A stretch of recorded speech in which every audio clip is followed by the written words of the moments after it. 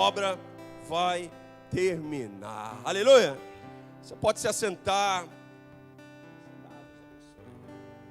Seja bem-vindo ao nosso culto da família, todos os domingos, 10 horas da manhã e 7h30 da noite, o nosso culto da família.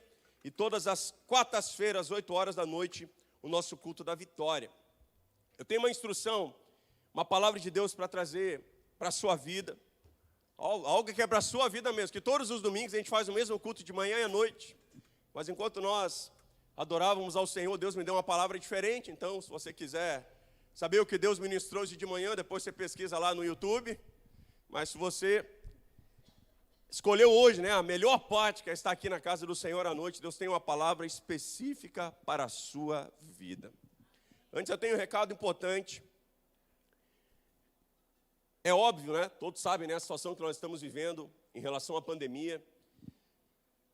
Nas últimas semanas, toda a nossa região aqui no litoral de Santa Catarina está vivendo um crescimento muito grande, algo fora de todo o planejamento, de tudo que tinha sido organizado, de tudo que tinha sido pensado.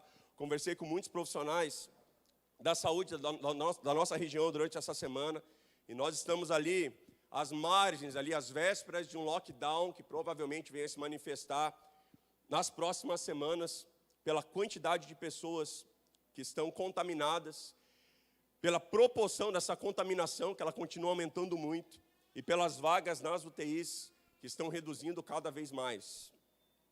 A nossa igreja ela tem uma responsabilidade social. Não é só a questão espiritual, não é só a revelação, tem a pregação da palavra, tudo isso faz parte da nossa vida cristã, mas nós temos uma responsabilidade social. Existem coisas que nós enfrentamos com uma fé que é quase uma fé irresponsável, sabe aquela fé de milagre, que você vai e o negócio acontece, e Deus resolve, e Deus liberta. Mas nós como igreja enfrentamos essa pandemia com aquilo que nos cabe, que é a revelação. Deus tem nos ensinado a enfrentar isso com uma fé racional, com uma fé inteligente. Então nós temos entrado com um bom testemunho, nós temos entrado com a prudência. Desde o início que foi liberado os nossos cultos, a gente não só está cumprindo as restrições da vigilância sanitária, mas a gente faz até a mais. Não é obrigatório, por exemplo, a medição de temperatura, mas a gente faz questão de fazer nas portas para que a gente possa ficar mais seguro. Mas já é notório agora que existem casos de coronavírus ao redor de todos os membros da igreja. Pessoas da família, vizinhos, amigos, o celular fica ali mandando mensagem, da vigilância sanitária, tem alguém contaminado perto de você. Então nós decidimos no dia de hoje, como igreja, como embaixada do Reino de Deus, todas as embaixadas do Reino de Deus, agora, todas, 100% delas, a gente está determinando 15 dias a gente vai suspender todas as nossas atividades presenciais, e durante 15 dias, durante 2 domingos, todas as nossas atividades de culto, elas passarão a ser apenas online, durante 2 semanas. Foi obrigado? Não foi obrigado. Mas existe uma responsabilidade social, uma questão de prudência, então a gente precisa preservar a vida dos nossos familiares, e não tem outra forma da gente instalar essa cultura em nós do que fazendo dessa forma. Então não é por esses 15 dias você encarar como agora fica tranquilo, eu posso acompanhar a igreja online, eu sigo a minha vida de qualquer maneira. Não. Olha a instrução, querido. Eu sei que lá no começo, quando nós descobrimos o vírus, e a gente teve aquela quarentena obrigatória, todo mundo se cuidava, ninguém saía de casa para ir em qualquer lugar, todo mundo com álcool gel, todo mundo se higienizava, ninguém encostava em ninguém. Nessas próximas semanas, receba essa instrução da parte de Deus. Se cuide, cuide da sua casa, cuide dos seus filhos, cuide dos seus familiares em grupo de risco, porque hoje já não é mais uma questão de se é uma gripe fraca ou forte. Hoje, para uma parte muito grande das pessoas, é uma questão de vida ou morte. Porque sendo uma gripe fraca é uma coisa, e sendo uma gripe forte, nós estamos com pouquíssimas vagas na UTI da nossa região, e a nossa responsabilidade não é só bater na porta dos políticos lá e pedir a abertura de novas vagas de UTI. Isso é nossa responsabilidade como cidadãos. Mas o nosso bom testemunho, a nossa prudência, ela faz com que a gente evite de se contaminar e evite que as pessoas que estão ao nosso redor se contaminem também. Você pensa a responsabilidade minha e de todos os pastores da Igreja Embaixada, que a gente fica insistindo para as pessoas que estão sintomáticas de alguma coisa, não venham para os cultos, mas a gente sabe que sempre tem alguém que diz, não, é só uma gripe, é só uma rinite, é só uma dor de cabeça. E nós precisamos entender, realmente é difícil, realmente é complicado, mas o nosso papel social é dar o exemplo. A gente está se antecipando a toda essa questão do fechamento. Se vai acontecer ou não, é uma outra situação, existe uma grande possibilidade, mas a gente vai se antecipar, dado a questão do pico da pandemia. Nas próximas 2 semanas, todas as nossas atividades, elas serão apenas online. Então, nossa próxima quarta-feira já é online, no outro domingo já é online, na outra quarta-feira é online, no outro domingo, então são 2 domingos online, e depois você se informa ali nas nossas redes sociais, nos nossos grupos de WhatsApp, a gente vai acompanhar o desenrolar dessa situação, com oração, com jejum, com intercessão, mas também com muita prudência. Aleluia! Deus tem nos presenteado com uma equipe muito capacitada. Para quem acompanha os cultos nas redes sociais, sabe, tem sido feito com excelência, com muito amor, com muita dedicação. Ah, mas não é a mesma coisa em casa. Mas a gente tem que fazer a nossa parte, sabe? Desliga o celular, senta no sofá, coloca na televisão, você faz no celular, pede para a sua família se assentar, se reúnam ao redor da palavra. Muitas vezes dentro da nossa casa não é a mesma coisa, pela falta de preparação. Porque não tem a mesma intensidade, o mesmo zelo que nós fazemos aqui. Mas aqui, querido, é só um prédio. Quando você sai daqui, a presença do Senhor, ela vai com você. Você pode manifestar essa mesma glória, essa mesma presença na sua casa. Eu sei que Deus ele vai honrar a nossa prudência e o nosso bom senso. São apenas alguns dias, a gente tem a vida inteira para cultuar, para louvar, para adorar, para pular, para abraçar os nossos irmãos. Mas são dias que a gente tem que enfrentar com inteligência. Amém? Então, você vai se inteirar também nas redes sociais e nos grupos de WhatsApp. Vou mandar mensagem para todas as pessoas, para que a gente possa estar se organizando. Salmo de número 91. Quero que você abra a sua Bíblia, Salmo de número 91. Não quero que você receba esse recado, a gente fica meio triste, né? Que a gente gosta muito de vir para a igreja. Mas Paulo declara, eu aprendi a contentar-me com o que tenho. Sabe, Deus tem nos presenteado com a oportunidade de continuar cultuando Ele e de propagar o Evangelho através das redes sociais até os confins da terra. Coloca o seu coração nisso, compartilha no Facebook, se inscreva no canal do YouTube e vamos levar a palavra de Deus para quem precisa. Salmo 91, versículo 1 declara, aquele que habita no esconderijo do Altíssimo, a sombra do Todo-Poderoso, do Onipotente descansará. Direi do Senhor, Ele é o meu refúgio e a minha fortaleza, o meu Deus em quem confio, porque Ele te livra do laço do passarinho, do passarinheiro e da peste perniciosa. Ele te cobre com as suas penas e debaixo das suas asas encontras refúgio. A sua verdade é escudo e broquel. Não temerás os terrores da noite, nem a seta que voe de dia, nem peste que anda na escuridão, nem mortandade que assole ao meio-dia. 1000 poderão cair ao teu lado, 10.000 à tua direita, mas tu não serás atingido. Somente com seus olhos contemplarás e verás a recompensa dos ímpios, porquanto fizeste do Senhor o teu refúgio, e do Altíssimo a tua habitação. Nenhum mal te sucederá, nem praga alguma chegará à sua tenda, porque aos anjos do Senhor dará ordem ao seu respeito, para que te guardem em todos os seus caminhos.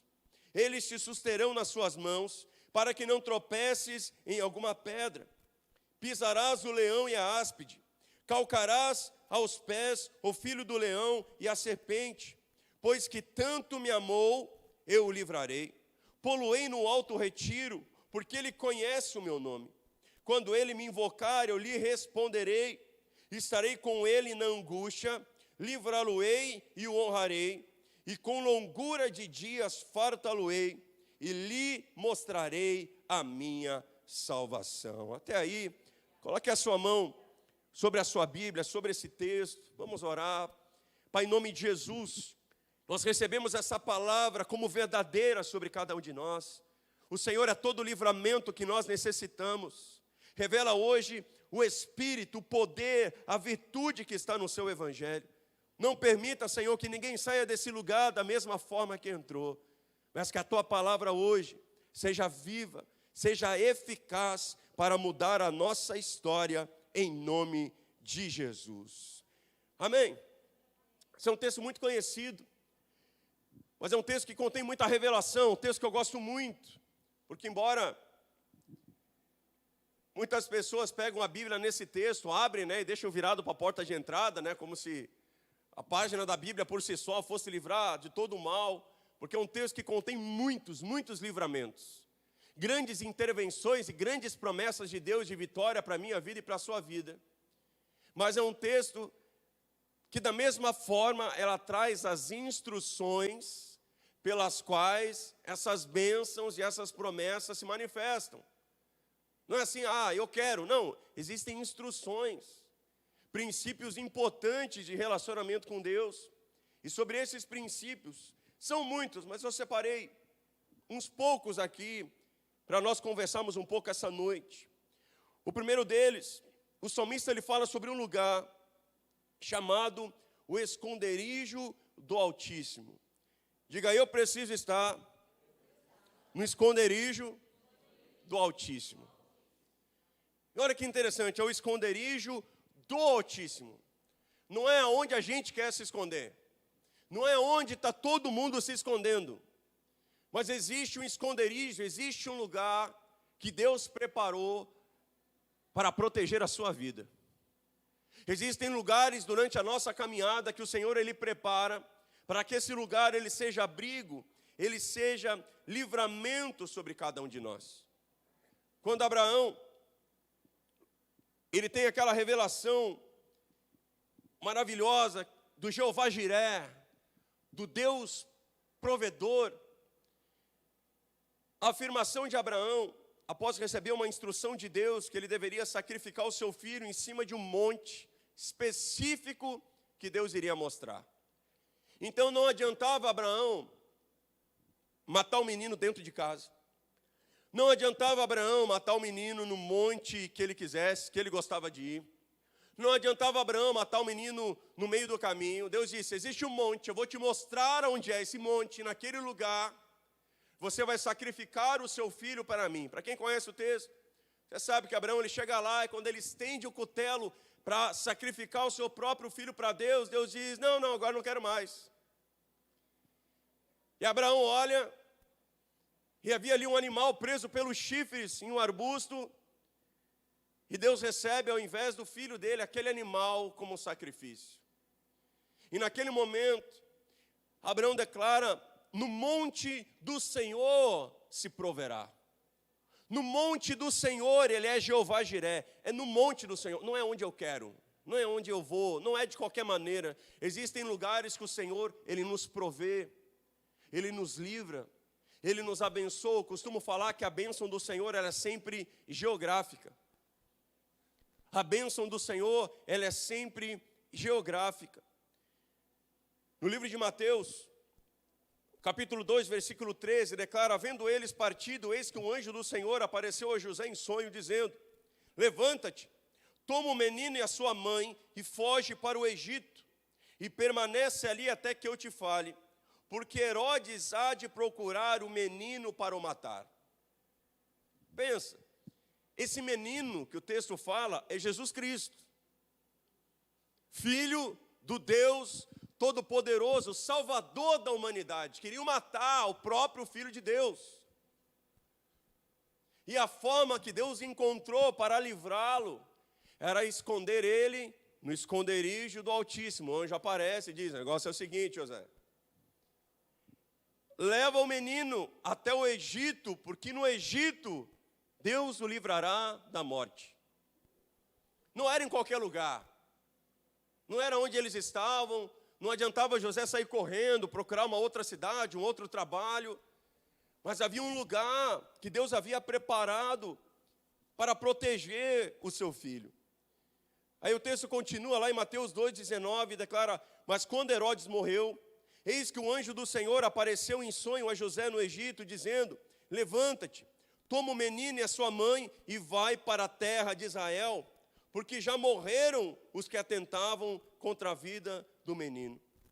Mateus 2:22 diz: ouvindo, porém, que Arquelau reinava na Judéia em lugar de seu pai Herodes, temeu ir para lá. Contudo, sendo avisado em sonho, por divina revelação, retirou-se para as regiões da Galiléia. Perceba, esse livramento não estava acontecendo sobre uma pessoa qualquer, era Jesus Cristo. E Deus instruía constantemente José sobre o lugar onde o menino estaria escondido e livre de todo mal. Livre de todo mal. Muitas vezes a nossa crise não é a falta de oração, não é a falta de leitura bíblica, não é a falta de palavra de Deus, mas é a nossa dificuldade em se submeter a quando Deus pede algo. Deus, ele declara: eu prefiro a obediência ao sacrifício. Porque o sacrifício não é uma fórmula geral, mas o sacrifício geralmente é a estratégia do desobediente, que não obedece a Deus, se enfia num monte de problema, aí ele fica tentando barganhar com Deus um esforço, um princípio, alguma coisa para ele consertar as coisas que deram errado. Deus, ele não resiste a um coração quebrantado. O que é quebrantamento? É o quão rápido você se submete a uma instrução de Deus. A Bíblia fala que o vento do Espírito, ele sopra. A gente tem que ser levado por ele. A Bíblia fala que o Espírito Santo, ele é um rio de água viva. O rio, ele foi feito para levar. Tem pessoas que são represas. Fica retendo a instrução. Vai ficar: mas será que é de Deus mesmo? Será que eu vou? Será que não? Mas eu acho melhor não. Acho que eu vou pedir um conselho para alguém. Quando Deus fala, querido, obedece. Deus diz: vai trabalhar naquele lugar, vai. Quando Deus falar se demite, se demite. Quando Deus falar compra, compra. Quando Deus falar vende, vende. Deus não tem dificuldade em falar o nosso coração. Mas é a nossa natureza, a nossa carne que resiste constantemente à instrução do Senhor. A mesma coisa acontece quando Deus chega para o profeta Elias, lá em 1 Reis 17, diz: Elias, esconde-te junto ao ribeiro, porque naquele ribeiro eu dei ordem aos corvos que te sustentem. Elias estava passando por muita dificuldade, estava fugindo. E Deus diz: Elias, existe um lugar, olha que interessante, existe um lugar lá no ribeiro, e só naquele lugar, só com os corvos daquele lugar, eu disse para eles te alimentarem.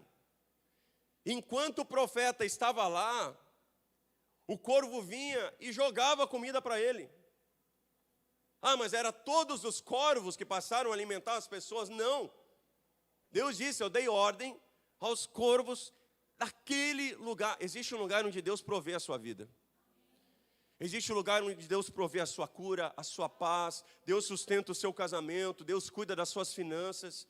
Existe um lugar onde você cresce ministerialmente, mas a Bíblia afirma: é onde Deus te planta que você cresce. É onde Deus te planta. O único que pode te tirar de um lugar, a Bíblia fala, é o jardineiro, é Jesus Cristo, que te tira de um lugar e te coloca em outro. A Bíblia é um livro de instruções, cujas bênçãos que estão aqui só se manifestam através de obediência. Deus diz: se atentamente você ouvir a minha voz, é atentamente ainda. Se atentamente você cumprir os meus mandamentos, todas essas bênçãos, ele diz, te seguirão, porque você está em movimento, você está obedecendo, elas vão te seguir e elas vão te alcançar. Como é importante o lugar que nós estamos ocupando hoje ser um lugar preparado para Deus.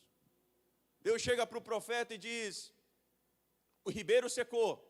Tinha o corvo que trazia comida, mas o ribeiro secou, não tinha mais água. E Deus diz: eu dei ordem a uma viúva de Sarepta que te sustente.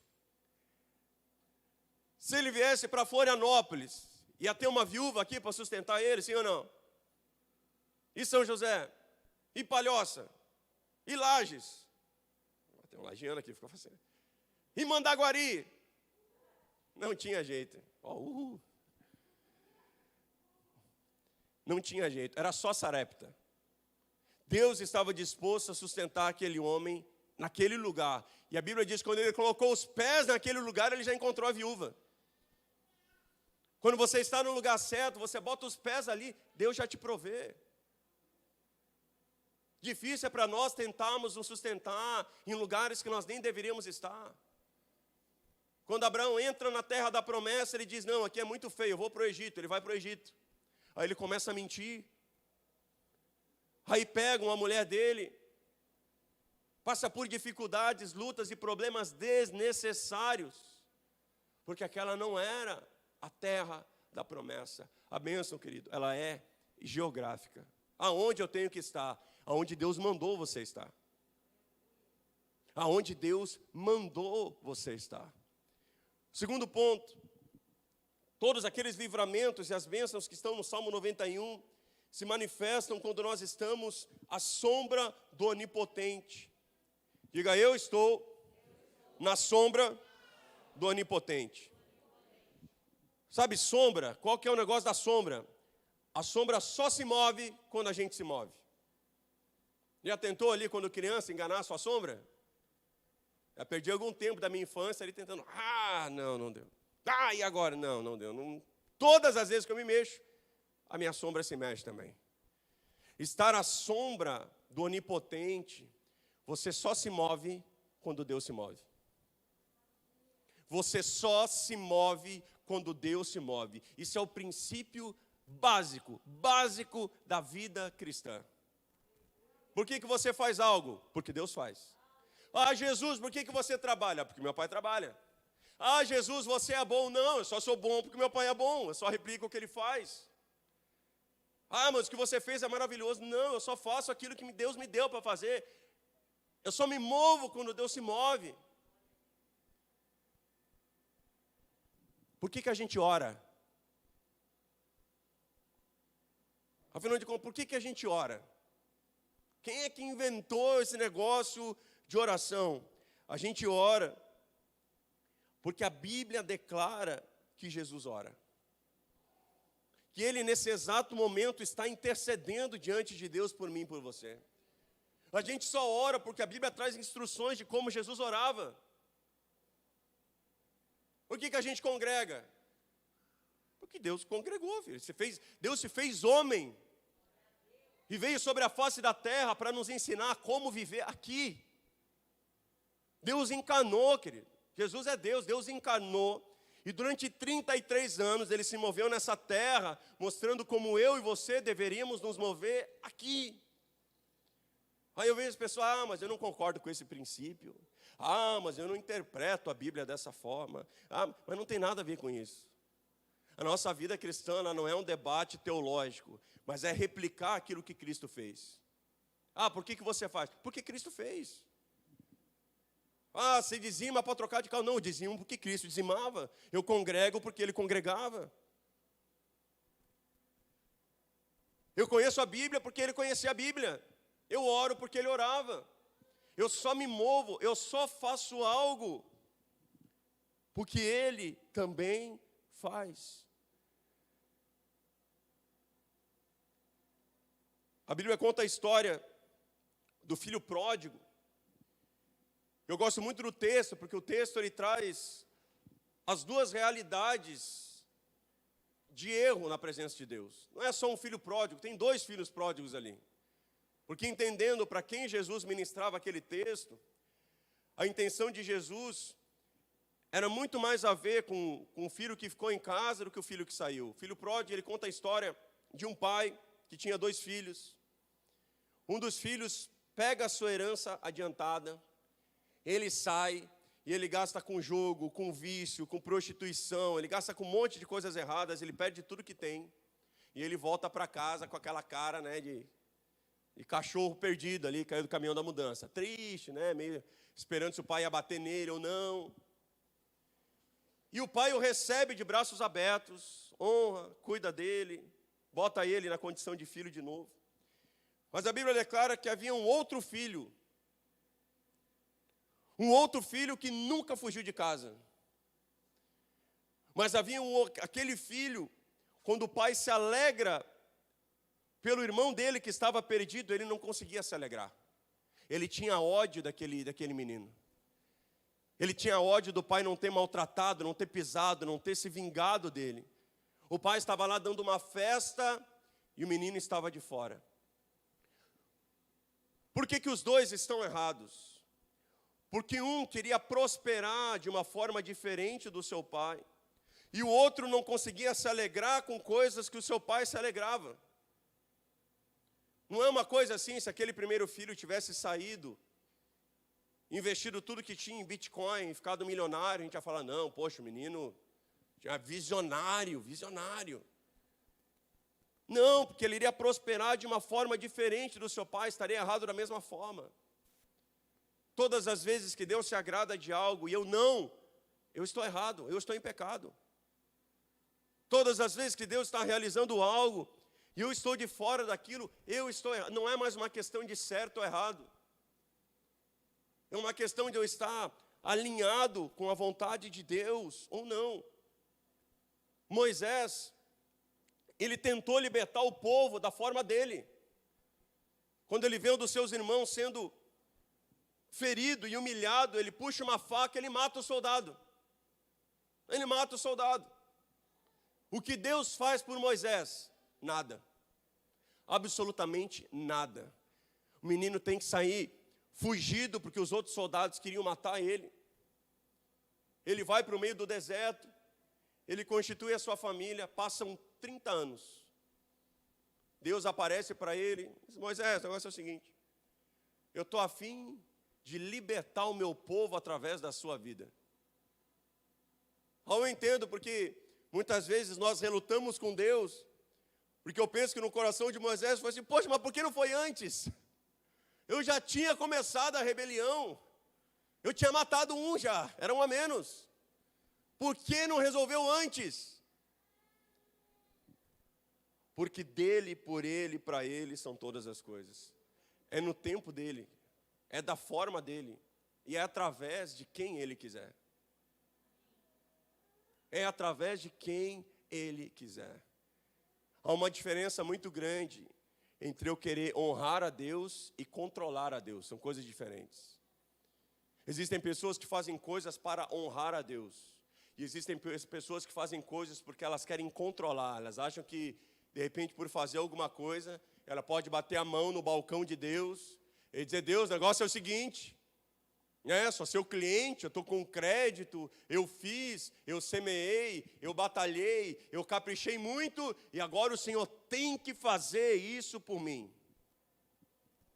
O Senhor tem que resolver esse problema, o Senhor tem que dar a minha colheita.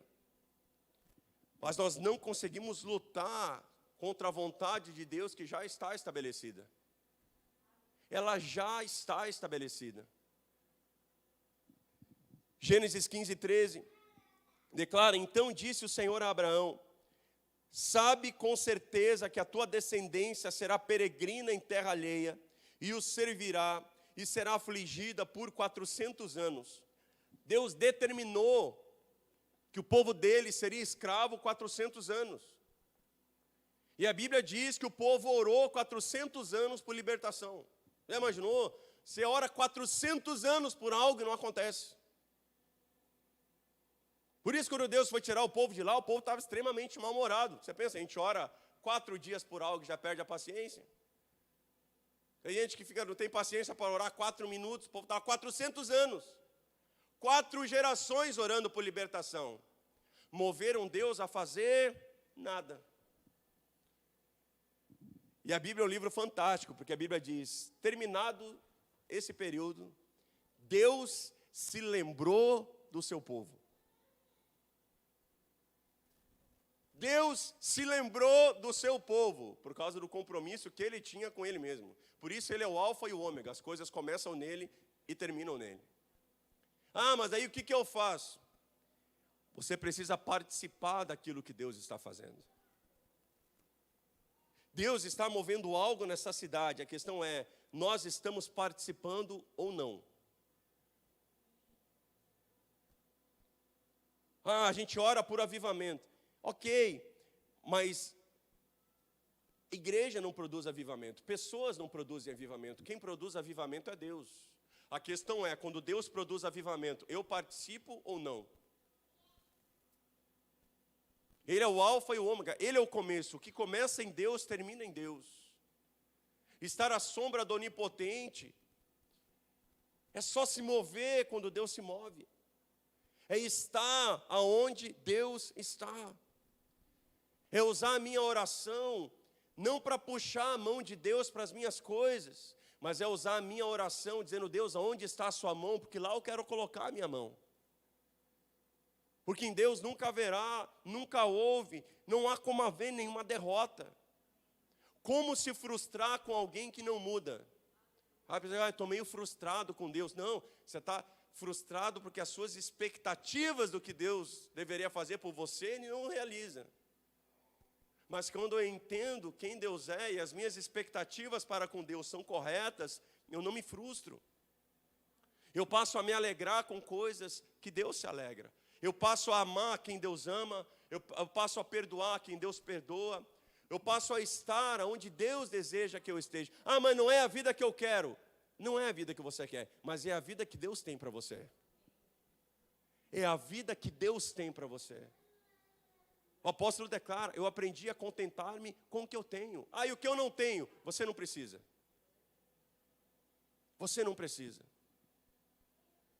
Não há nada mais importante hoje, principalmente nesses dias, de que nós estejamos alinhados com Deus. Alinhados com Deus. Já não é uma coisa assim de, esses dias estão estranhos, eu queria vir mais para a igreja, eu preciso de mais palavra. A gente tem umas crises assim, que quer mais revelação, que quer mais novidade. A gente devia estar mais preocupado com as palavras que a gente tem e não coloca em prática, do que ficar recebendo um monte de coisa nova, que a gente fica ali, uau, legal, vou anotar, vou escrever, vou deixar aqui e tal. Nossa preocupação devia ser com tanta coisa que Deus já disse que está fazendo e nós não estamos participando. A gente fica, eu queria tanto fazer aquilo, acho tão legal fazer aquele outro. Que linda aquela obra que Deus está fazendo, e Deus está realizando coisas. E muitas vezes nós não estamos conectados com elas. Se alegre com aquilo que Deus se alegra. Em frente a esses dias que nós estamos vivendo hoje, com revelação, Deus está fazendo algo extraordinário nesses dias. Existe um sinal bíblico que está se cumprindo diante dos nossos olhos. Todos os outros sinais que antecedem a volta de Cristo já estavam cumpridos. Deus está cumprindo hoje o último que falta. Que o Evangelho seja pregado a toda criatura. Todas as igrejas, das pequenas às grandes, estão transmitindo os cultos, as palavras, as pregações. E a cada compartilhamento que nós fazemos nas redes sociais, sempre alcança alguém. Hoje de manhã nós estávamos aqui no culto, eu fui lá no meu Facebook compartilhar, abrir sala de vídeo. Eu tenho lá 1.400 amigos no Facebook. Abri a sala de vídeo replicando o culto. Uma pessoa assistiu. Uma pessoa, o culto inteiro. Uma pessoa que assistiu. Mas era uma pessoa que não iria assistir se não tivesse aberto a salinha de vídeo. É uma pessoa que a Bíblia declara hoje, ela está indesculpável. Indesculpável. Ela recebeu a palavra, ela teve oportunidade para entregar a sua vida para Jesus. Se ela quis ou não, querido, é um a menos na conta de Deus. Nós olhamos para aquilo que Deus tem feito por intermédio da nossa rádio online, por exemplo, a www.amigodedeus.floripa.br. A gente tem uma rádio online que replica os cultos da igreja. As maiores audiências, não é São José, Palhoça, Santo Amaro, não. É Europa, Alemanha, Itália, Rússia, Estados Unidos, México. Pessoas do mundo inteiro que recebem a mesma palavra que nós recebemos aqui. É o propósito que Deus tem estabelecido nesses dias. Mas eu estou frustrado. É só porque você não está participando. Porque se você aproveitar esse momento para propagar o Evangelho, para usar a sua rede social, não para você bater uma foto do seu cachorro com roupa, mas usar a sua rede social para postar pelo menos um versículo, querido. Jesus te ama. Uma palavra, uma direção, uma oração. Amanhã eu não tenho vergonha. Pega de alguém e coloca lá então. Mas não permita que essa quarentena termine e você não esteja cheio de frutos. Frutos que estão sendo gerados em espírito. Por que em espírito? Porque a gente não consegue convencer ninguém, a gente nem sabe onde essa palavra de hoje está chegando. Mas junto com essa palavra está o Espírito que está nesse Evangelho e ele convence. E o último ponto, nós vamos orar. O salmista ele declara que essas bênçãos, esses livramentos, eles acontecem quando nós estamos debaixo de suas asas. Jesus vai falar sobre isso. Mateus 23, 37. Jerusalém, Jerusalém, que matas os profetas e apedrejas os que a ti são enviados. Quantas vezes eu quis ajuntar os seus filhos, como a galinha junta os seus pintinhos debaixo das suas asas, e não quisestes. Debaixo das asas, Jesus, para trazer uma coisa bem prática, ele dá o exemplo da galinha. Quem já viu a galinha com seus pintinhos? Você bota no YouTube lá, galinha e os seus pintinhos. A galinha tem lá 10 pintinhos. Quando ela quer proteger eles, todos eles entram embaixo dela, ela abre as asas e senta, e eles desaparecem. Para quem olha ali, é uma galinha sentada sem pintinho nenhum. Todos eles ficam embaixo da galinha. É muito interessante que quando chove muito forte, a galinha abre as asas e os pintinhos entram e ela fica ali tomando chuva e eles completamente secos embaixo dela. Jesus declarou por muitas vezes, é isso que eu tento fazer com as pessoas e elas não querem. Porque o que acontece? Quando o pintinho entra embaixo da galinha, ele desaparece. Estar debaixo das asas do seu Senhor é desaparecer. Sabe, desaparecer, como a conclusão de João Batista, realmente convém que ele cresça e eu diminua. O problema é que às vezes a gente quer que Deus cresça, mas a gente quer crescer junto com ele. Assim, que Deus seja exaltado, mas eu também um pouco, só um pouco mais de popularidade, ou de seguidores, ou de aplausos, ou de fãs, né? Tem um pessoal gospel que tem até fã. Convém que ele cresça e a gente venha diminuir. Porque Paulo declara que nós estamos aqui hoje porque há um poder nessa igreja. Um poder de te matar. Isso aqui não é para te salvar, Jesus te salva. A igreja te mata. Mata o seu orgulho, mata as suas razões, mata a sua falta de compaixão. A igreja ela serve para nos matar, para que a gente possa morrer para nós mesmos, para que Cristo ele viva através de nós. A função de nós congregarmos é para nos matar. A razão por que a gente casa é para morrer para a nossa vontade, é para morrer para o nosso querer. Nós precisamos sumir, querido. A nossa crise hoje é que a gente quer falar, morto não fala. Morto não fala. A gente quer reclamar, morto não reclama. Ah, mas eu tenho os meus direitos. Morto não tem direito. Ah, mas você não sabe o que eu penso. Morto não pensa. Paulo diz, nós temos a mente de Cristo. As coisas só vão fluir quando Cristo ele viver a vida que nós temos hoje. Aí eu vou lá no açougue comprar carne. O açougueiro é crente. É a carne mais ungida, com atendimento mais excelente e o amor maior que eu já recebi na minha vida. Aí eu vou no supermercado comprar pão, a caixa do supermercado é crente. É o sorriso mais amoroso. É a bênção mais carinhosa que eu vou receber durante aquela semana. E Deus te abençoe, Deus está cuidando de você, Jesus te ama. É Cristo cortando aquela carne, é Cristo no caixa daquele supermercado, é Cristo sendo o que a Bíblia declara, tudo em todos. Tudo em todos. Ah, até quando isso vai? Até a estatura do varão perfeito. Até você não se encontrar mais nas suas coisas. Sabe, lá em Gênesis, quando a Bíblia diz, Enoque andava com Deus e não se achou mais. Deus o tomou para si. Quando Enoque não tinha mais lugar nessa terra, Deus o tomou para si.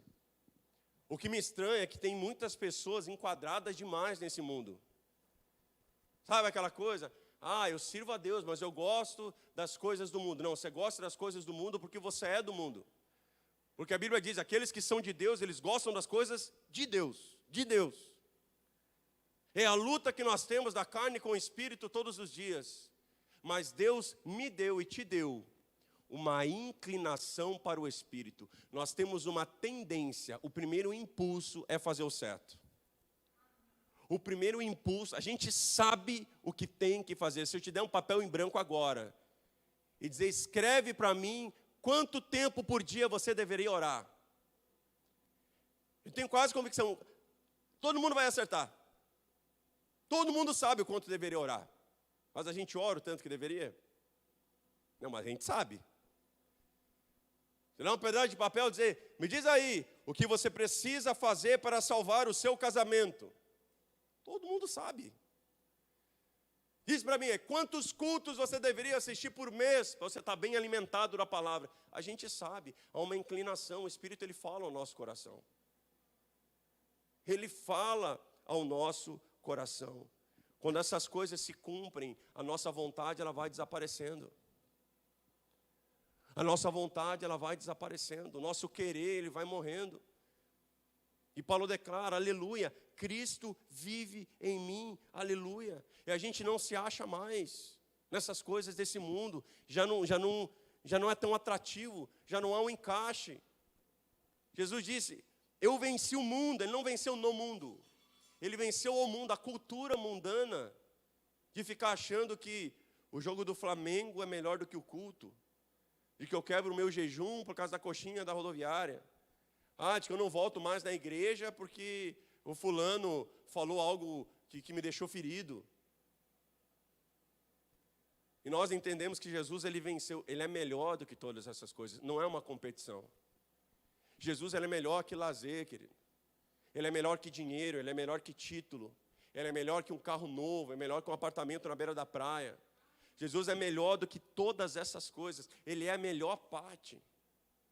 Diz a Bíblia, ele é o nosso tesouro escondido, ele é a pérola mais preciosa que a gente pode encontrar nessa vida. Mas nós só vemos isso quando a gente desaparece, o nosso querer desaparece. Porque a nossa alma, ela te diz que está num rodízio de pizza agora é melhor do que o culto. Fala sério. Sim ou não? Talvez não hoje, mas de vez em quando sim. A nossa alma ela nos diz que, em vez de estar aqui, a gente podia estar descansando. A nossa alma ela não nos diz, não, você trabalhou demais essa semana, vai para casa descansar, não vai para o culto não. Mas o nosso espírito, ele diz o quê? Que embora cansado, é muito melhor estar aqui do que em casa. Embora com fome, é muito melhor estar aqui com Jesus do que na pizzaria. Eu quero te convidar a se colocar de pé essa noite. Eu quero orar pela sua vida, porque esse texto ele fala de muitos livramentos. E talvez na nossa história como cristãos aqui, a minha, a sua, a gente nunca precisou tanto de livramento e intervenção de Deus como nesses dias. Mas em contrapartida, talvez nós também nunca precisamos tanto, estamos comprometidos com o Senhor como agora. Por quê? Porque hoje a gente não tem que se preparar para um grande congresso. Hoje a gente não tem que se preparar para receber o pastor famoso ou o cantor que a gente gosta. Hoje, a cada dia, a gente se prepara para se encontrar com Jesus Cristo. Eu não posso dizer que Ele volta agora, mas eu posso te dizer, pode ser daqui 10 segundos, daqui 10 minutos, daqui 10 anos, ou daqui 10 mil anos. Eu não sei, a Bíblia diz, só o Pai sabe. Mas todos os sinais, eles já estão cumpridos. Tudo aquilo que Deus poderia e deveria ter feito por nós, Ele já fez. Cristo naquela cruz, Ele declarou, está consumado. Os livramentos, as promessas, as bênçãos, as curas. Eu digo como pastor, em todo o tempo que eu pastorei a igreja, não é tanto tempo assim, mas nesses 10 anos, eu nunca vi um mover tão grande de cura. Eu nunca vi um mover tão grande de oportunidade, de portas abertas, de negócios sendo fechados, de transferência de riquezas, mas isso tem um propósito. Deus tem acelerado as coisas. Deus tem acelerado as coisas nesses dias. Deus tem nos visitado com uma segunda chance. uma segunda chance de nós entregarmos a nossa vida para Jesus. Uma segunda chance de nós nos comprometermos com o Evangelho. Coloque a mão no seu coração. Esses próximos instantes, eu gostaria que você tivesse uma palavra de oração com Jesus.